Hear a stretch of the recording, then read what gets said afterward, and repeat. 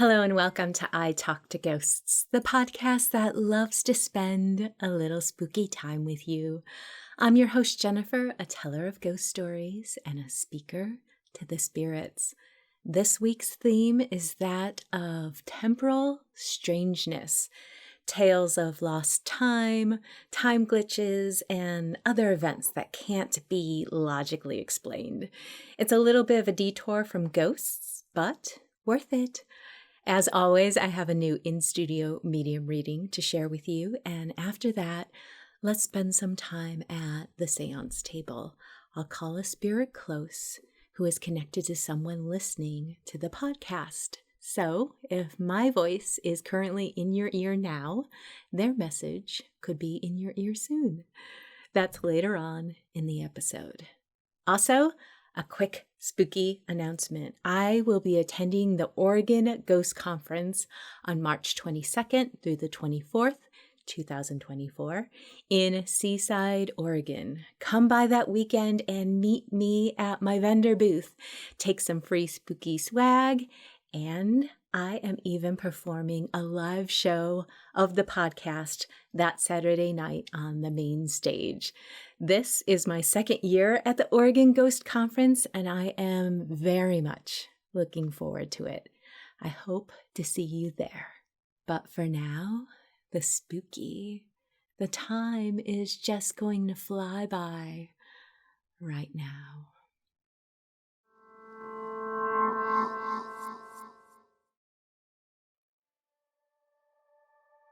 In my early 20s, I had a great job, but a rotten commute. Honestly, it took me about an hour each way every day. I'm a self-admitting workaholic type, so I would leave my house even earlier than I needed to not stress about being late.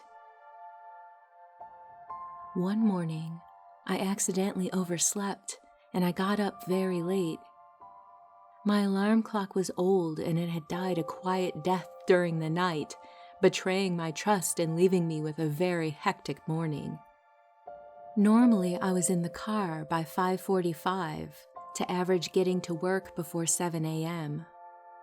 It was already 6:45. I jumped up, got dressed, and ran out the door. The best I could hope for at this point was I'd be over an hour late. My city's traffic is known for being bumper to bumper, and the later you leave in the morning, the more clogged the freeways are. I had to wait at a metered ramp for 10 minutes just to jump on the highway. I turned on the radio so I could get traffic updates as I stress sweated at a snail's pace. In 20 minutes, I had maybe gone 4 miles. It was nail-biting panic and worry for the next 40 minutes until I got to my exit. This exit had a clover leaf merge that never flowed efficiently. I had to come off the freeway, jump 3 lanes left, and hit a turn lane with a protected arrow. Now the whole time, I was hearing updates on the time and traffic. Something strange happened as I merged into the clover leaf. I felt a pop of air pressure, like a change of altitude. Now here's another weird part. I hit the clover leaf, sighed, and braced for that difficult merge. There was no traffic, not one car. It was quiet. I noticed the sky was darker, and I wondered if there was a storm coming in. The turn light was green, and I drove the 6 or so blocks to my work. It was still dark, and the guard barely glanced at me at the gate. This man looked wrong. All the details were just enough to grab your attention without knowing why. It hit me so hard that I watched him in my rearview mirror as long as I could. He never moved or went back into his guard station. As I pulled into the parking lot, and I know this is going to sound weird, my car radio went silent and everything shifted. Have you ever been blindfolded and spun around and gotten very dizzy? It's that feeling. Everything was subtly different. The parking lot was empty. I sat there for a minute trying to figure out if I had lost my mind. My car radio suddenly blasted back on, and I heard the announcer say, "Good morning, it's 6:29 and traffic is still light. We'll have updates in 1 minute, but first here's our weather." I checked every station. It was the same. My watch said it was 8:29. To everyone else, it was 6:30, and life just went on from there. The rest of the day was normal. I've never been able to explain it, and I'll also never forget it.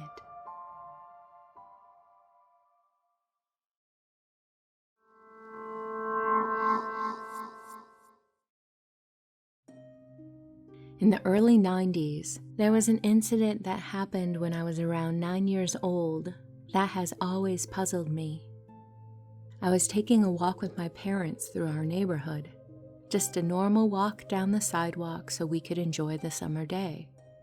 I remember that they were walking on either side of me when I suddenly stumbled on a raised part of the sidewalk. I managed to right my balance, but the moment I tripped, the scene changed.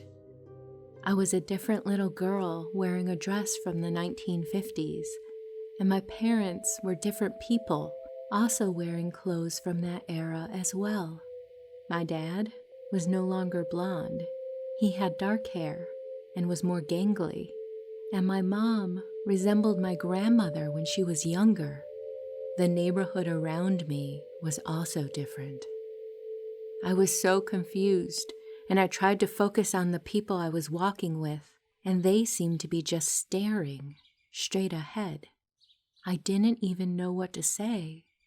I continued walking for a few steps, and then things reverted back to the 1990s, with me walking between my parents. I never said anything. My family is very rational, and I have to admit I'm the same way. Most likely, I must have seen pictures of my mother growing up and for some reason had a brief hallucination. It's never been a satisfying explanation, especially since that's not how hallucinations tend to work. After it happened, I wondered if I briefly transcended time and space to when my mom was a girl, or if it wasn't my mom, I lived someone else's life briefly. But that makes even less sense than a hallucination, even if the idea intrigues me.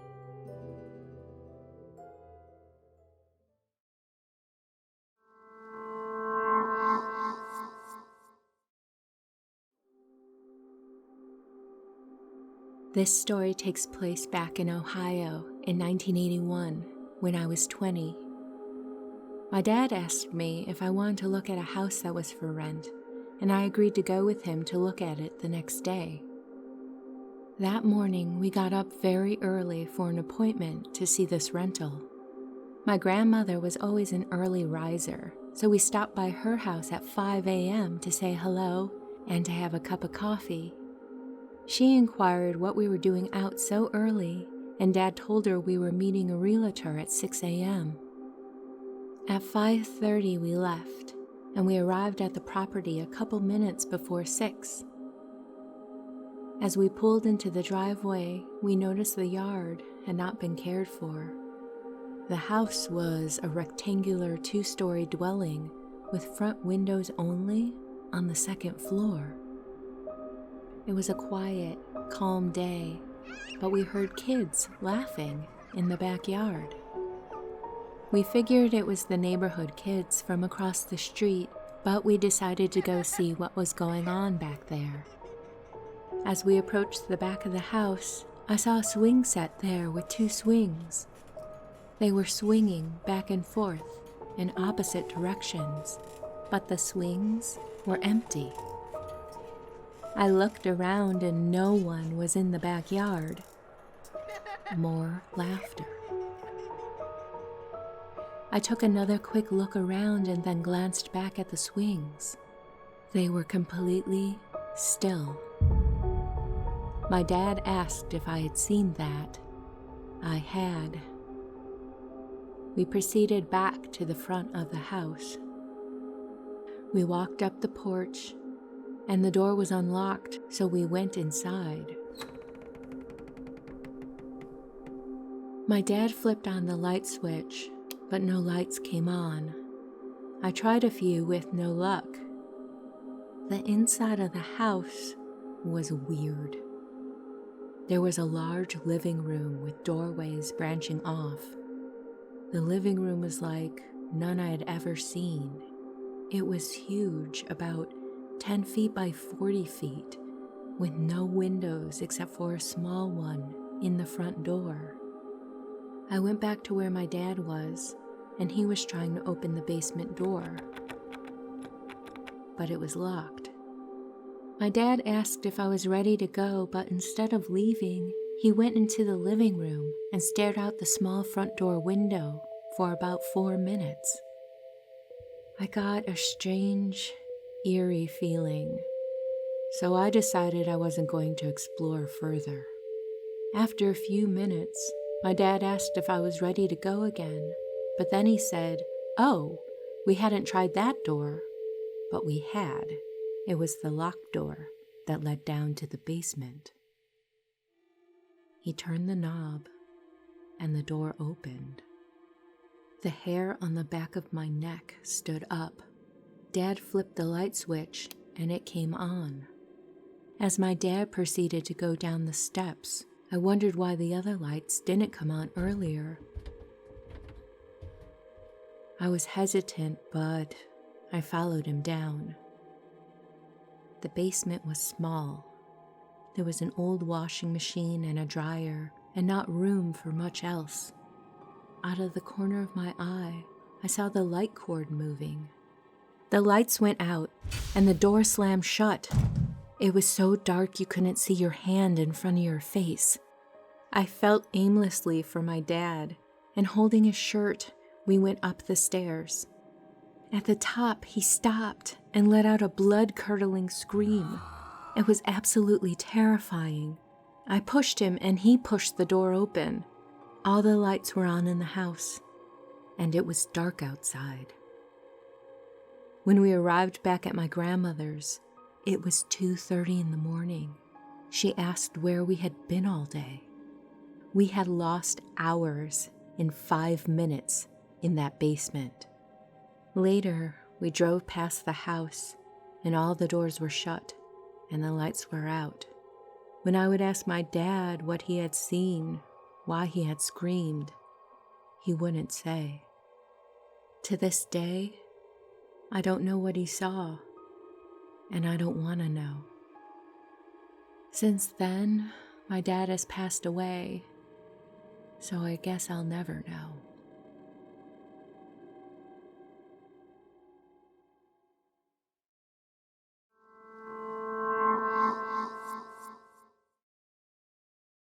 Hello and welcome back to I Talk to Ghosts. My guest this evening is Donna. Donna, welcome. How are you doing? I'm very well. Thank you so much for having me. I'm so pleased that you're here. In fact, I want to tell you that there is a woman here who is insisting on talking first.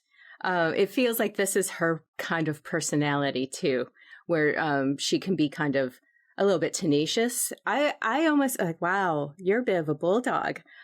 Just as far as speaking her truth and knowing herself. And like, I want to come through first with love, and everyone else can wait in line. Sounds good. This feels like grandmother energy coming in. And I wouldn't be surprised if she was the one who would host the family parties. Making food from scratch seems important. And she's asking, do you keep doing the recipes? Like, you honor the recipes? My husband does all the cooking. So unless it's Baba coming through, because she do all of her recipes. You do? Mm-hmm. Okay. Sometimes people come in together because they kind of combine their energy and it amplifies it a little bit. So I wouldn't be surprised if we are talking about two people at first, but let me try and separate them out for you, okay? One of them is talking about making things from scratch was like a pride and joy for her. Okay. Is that both of them or just the one? Baba is Ukrainian, and that's my husband's mom. Mm-hmm, mm-hmm. It's being shared with me, the impression of just being tireless. Like, wow, what a machine. Just someone who physically would be able to handle whatever was required of her. That would be Baba. She raised 13 children.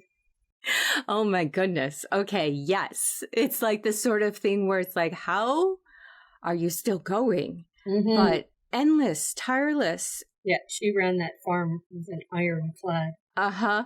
I think that's where the bulldogness is kind of coming through as well, because she's like, I need to do this. I need to come through. And then it's like, okay, you have the floor. Then all of a sudden she kind of melts a little bit and she's like, I want to come in with support and love and know that I'm still here, and was interested in recipes and knowing that the recipes and the traditions were still taken care of. We have all of her recipes here. They're all handwritten on pieces of paper from you name it. You said that she came from the Ukraine. I feel like when she settled, that was kind of it. There wasn't a lot of travel back and forth. Her mom would go back and forth from the old country, but Baba would never go. Yeah. She's like, I'm here. I'm staying put. Mm-hmm.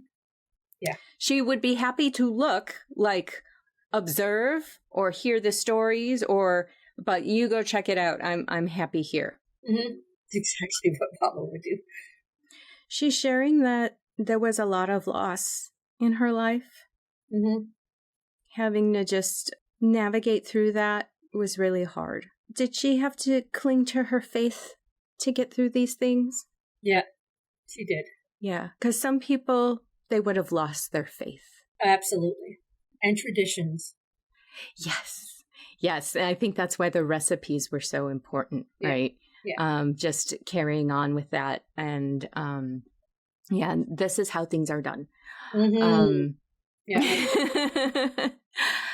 She is talking about maybe some anxiety or something that is going on. I'm like asking her why she's so insistent about coming through. Probably. And she just wants to lend that support. She wants to address that there's some turmoil or so much. Okay. So she's talking about that turmoil and just wanting to help ease that. Mm-hmm. I need her to go talk to her boys. She's like, oh, there's going to need to be a miracle. that there is. Yeah, 100%. Okay. She is on your side with whatever is going on. What she's saying is try to keep going forward. Keep your eye on the end goal, whatever that is, and just have trust and faith that if you keep moving forward, the bridge will keep building itself. Okay. Does that make sense? Yeah, it does. Is this something you're losing sleep over? Like it can kind of keep you up, you know? Yeah, it does, but okay. Just if there's any way you can kind of take a step back from engaging in the energy of it. She's showing me like go out in nature and just realize what's real. Mm-hmm. Does that make sense? Yeah, I'm going skiing on Thursday, so. Okay. Yeah, and just take that breath and be like, all right, I am an oak. Yeah, no, we live on 5 acres, so it's easy to get out and just lose yourself, right? Yeah. Wonderful. I'm going to pull in some visuals that I was seeing. Old music shows. The Lawrence Welk Show? Yes, exactly. That would be anybody that's gone, basically. I mean, we grew up on the Lawrence Welk Show, right? Yeah, it's a big thing that's coming in, that it's like, it the music entertainment shows that they don't really have anymore. It's like if anything was on, that was on. Mm-hmm. Mm-hmm. But also, someone is coming in with this emphasis of friendship, like your relationships are important and it's what we have in life. and I'm being shown like a scheduled get together or a game night. Yeah, we used to, my nan's place, we used to play Scrabble. Okay. Yeah, Yeah. there you go. Yeah. Yeah, they're Like bringing Chinese checkers, and Mm-hmm. that would be the music reference also. Okay. So this is your Nan. Your Nan is bringing in this energy that she could have done anything. If she had set her mind to it, it would have happened. Like, was just really good at like manifesting things, or it's like, I need this, I'll do this. Yeah, she raised 3 boys. Tradition seems important to her too. I'm feeling very nostalgic. She was just kind of always there especially for me. She treated me a little bit different because I'm adopted. Mm-hmm. I don't know if that made it any different, but I got the extra scoop of ice cream. Because she's bringing up the good memories for you. Like, okay, you were special to her. She's bringing up a dog. Was there a dog? It feels like there's some kind of connection with you and her and this dog. We had Coco, but it was our dog. Okay, and she loved your dog. Absolutely, she loved that dog. Okay, because it's like, the visual is like you and her and this dog in the middle, and it's like, okay, what is this? He's a little brown poodle. I think she wants to claim ownership of this dog. Like, no, it was really my dog. No dog. She's like, no, it's my dog. It's my even though, no. She's my spirit animal. My Nan is my great horned owl, so I need to see a great horn. I know she's there watching me. That's what my Nan. She's my keeper. Yeah, this isn't lip service. I was going to ask you if she showed you signs, like there was a sign, and my owl. The symbol there. Yeah, and it's only the great horn. When I need to see it, I know she's there. She's talking about the friendship between the two of you. Mm-hmm. And she really wants to acknowledge that. Yeah, there was a huge connection. I can feel her every once in a while. She sits on my bed. She had to carry a lot in life and in her later years, and she's acknowledging that you helped her. You helped her with the load. Yeah, we just, unfortunately, when we moved out west, it was all through phone calls. Because they were back in Quebec, right? So, but it was all phone calls. That's all we could do. I think that's what she's saying. She really wants you to know how much it helped. Oh, yeah. No, I know that. Yeah. Like I said, she's my number one. Cutting back to Christmas, I'm seeing like those bubble ornaments. They're older. They're these older, old-fashioned ornaments, very round and kind of had like an indent in them, where they were kind of inset. Yeah, and we'd stick our finger all through them. Yeah. Yeah, yeah, we had those on different Christmas trees, for sure. Yeah. Someone's telling me the story of how they kind of hurt themselves shoveling or falling on the ice or something. Oh my God, that's my uncle. He died in a Montreal ice storm.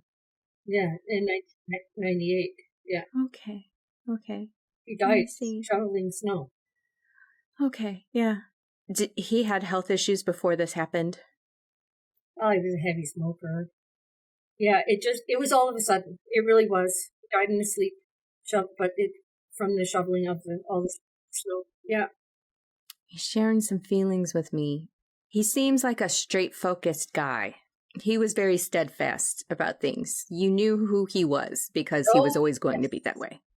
They called him Rabbit because he went for everything and he would move at top speed. Very focused man. Like, don't get in his way. Mm-hmm. Yeah. You got a lot of tenacious people in your family. Yeah, I just wish they weren't all gone. Know that you're absolutely still connected. Oh, I know. Yeah. I know. It's hard because you're right. It's, the memories and the things we can share and experience here, it's such a precious amount of time. And then when it's gone, it's sad because it's gone, but Mm-hmm. it transitions into something else, Mm-hmm. Absolutely. Now, the other gentleman who is coming in, let me tell you, I've had some stress today, right?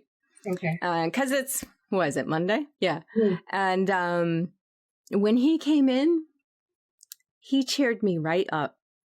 He's just a joy to be around.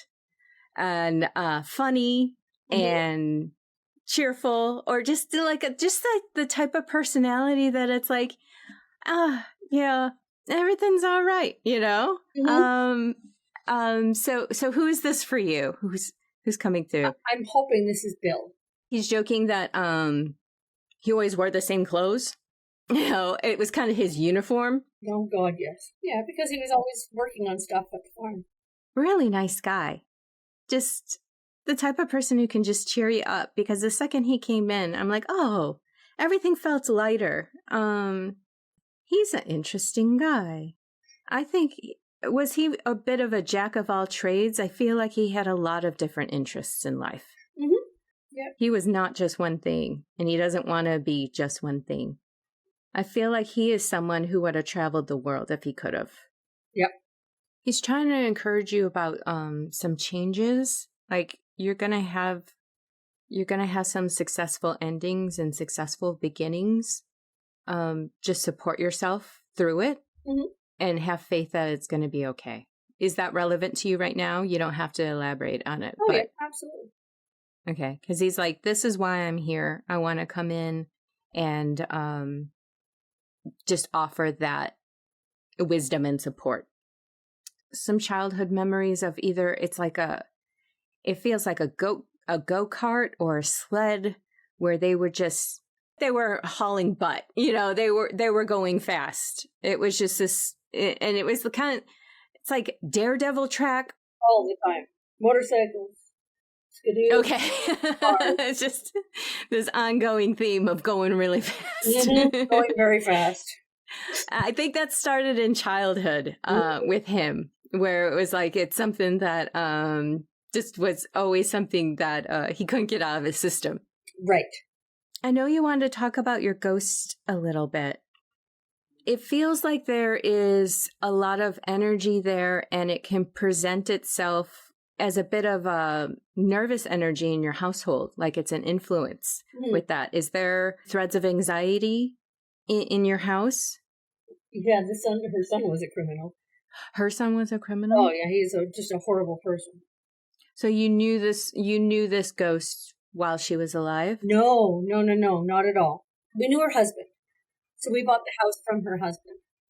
But just the stories from, the town, that he was not a nice person and she had to hide things. And this is from the past.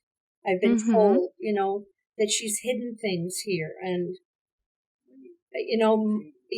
I just don't know if I'm still supposed to be looking for stuff, or, I don't even know if she's still, like I said, she's still in the house. I'm hoping that maybe she has moved on, right, to that final place.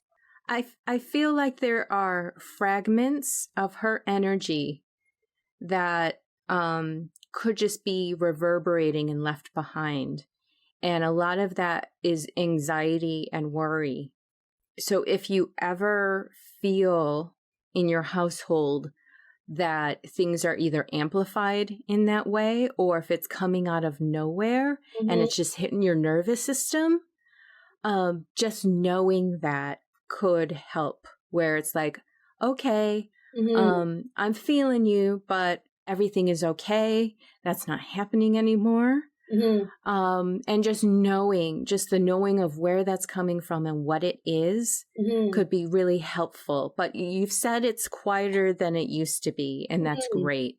I think it's because she has been acknowledged, and that's really helpful. But if there's ever, it could be like a temporal anniversary or something like that, where it all kind of comes back and you just feel like, where is this energy coming from? Just know what it is. I think she would really listen to the reassurance, and also reassure yourself that your nervous system isn't going nuts for no reason, and this is what it is, and like, what can I do to support myself and clear this out a little bit? Yeah. Okay. Mm-hmm. All right. Well, I do have a couple messages that I wrote down for you. Try not to worry. And there seems to be an issue of money can be a big worry trigger. Right. Okay. No one likes to worry about money, but try not to worry. Just decide and explore. Mm-hmm. Kick out the negative voices. Don't engage. Just unhook the phone. Make some changes if you have to. It feels like there are some fundamental shifts that should be happening. So be an active participant in that, okay? Don't just let it play out and see how it goes, because it's like, nah, you got to actively participate and make decisions. Just don't let the change dictate what it should be. You should be actively involved in it. Okay. And build the life you love so that you can share it. Build it forward. And we're talking about generational love and memories, and it's not just about you, it's about your legacy and manifesting that so everyone can experience it and share it together. Oh, sounds good. I can do that, or I can try anyways. Wonderful. Yeah. Well, thank you so much for meeting with me. I feel like I've been a little bit to a family reunion with you. Yeah, and then I have. Before we go, do you have a personal ghost story that you would like to share? Yeah, our spirit, Louise. Listener ghost story.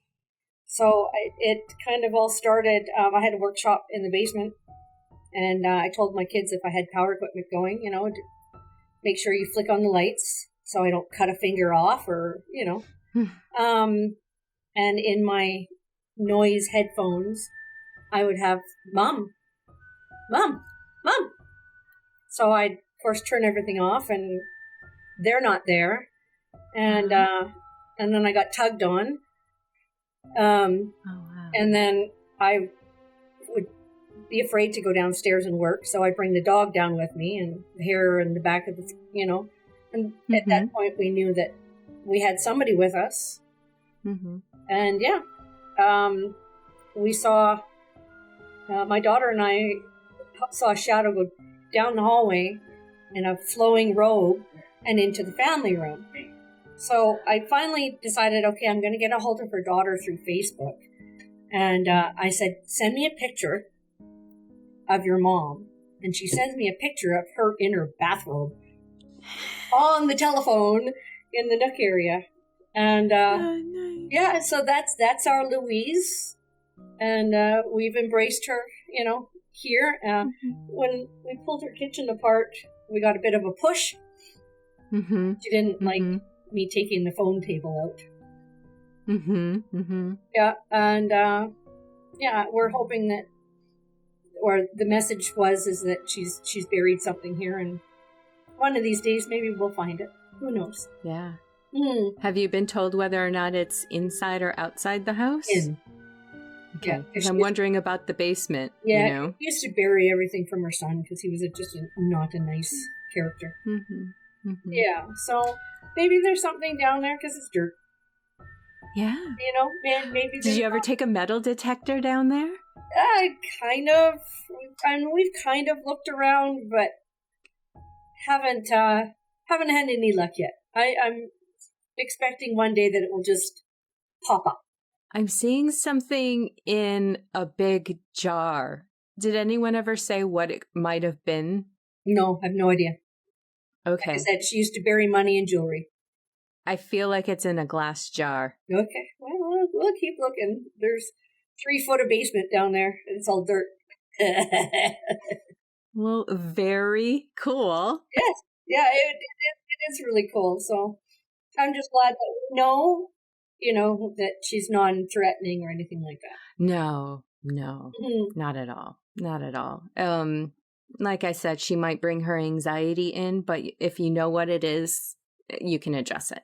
Yeah, thank you for the spooky story. Thank you for sharing your family with me. They love you very much, and they just want to bring in all kinds of advice and support for you, and just ultimately they just want you to shine all that love out there and keep that life going that you love.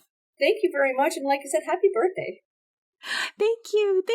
Hope you to spend your birthday with me.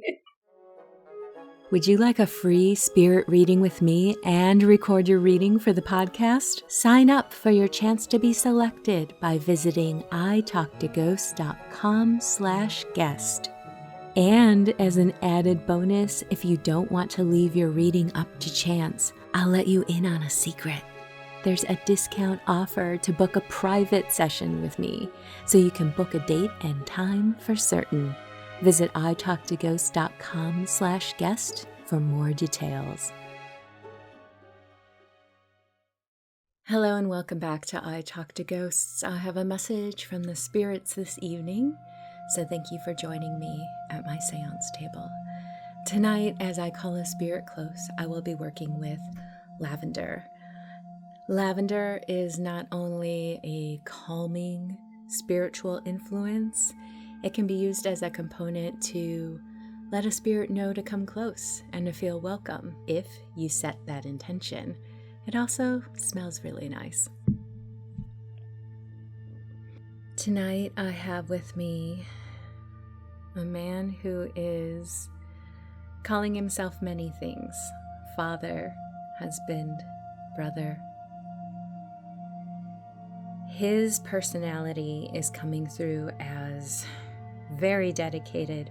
He worked a lot. He was always working. I'm getting the sense of court and justice, law. I believe this man was a lawyer, and he worked a lot of long hours. He says he was very fueled by the sense of balance and truth in the world, and he couldn't let it go. If there was something that needed to be done still, he wanted to be working on it. He says the only way he could get that drive out of his head was if he was actively doing something else. I'm seeing hiking and dirt bike riding through the trails, just very active in nature.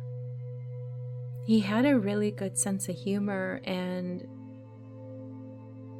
you wouldn't say he was a bad father. I think, like most kids, they just wish that their dad was there a little bit more often, but when he was there, it was a great relationship. He's showing me one time that he got super sick with the flu, and that slowed him down for a good 2 weeks, and he was miserable, but you loved that time with him because he had to just lay on the couch and watch television with you. And this is just a really great memory that you have of him. His message for you tonight is he has given you the same sense of balance and truth in life, but he sees you being drawn to more of a calling to help others, such as volunteering and nonprofit work. And not only are you very good with people, you're also very good with animals. And he doesn't want to tell you what to do with your life, but he does want to encourage you to let you know that he thinks that your heart is so big and lovely, and that when you share yourself with others, it changes their lives for the better. And he's so proud of you for that. He also wants you to always keep your sense of humor and sense of adventure and just explore as many options in this world as you can. and to love the life that you create. I think I'm going to leave it at that. If this message connects for you, I hope that it brings you healing and support. Thank you.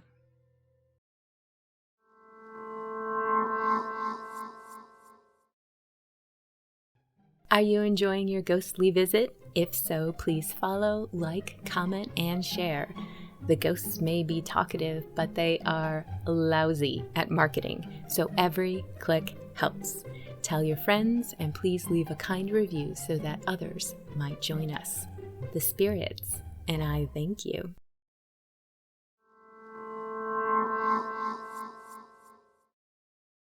And with that, dear listener, we've reached the end of this episode of I Talk to Ghosts. I hope you've enjoyed the spirit work that I shared with you this evening, as well as those strange, weird tales of time slips.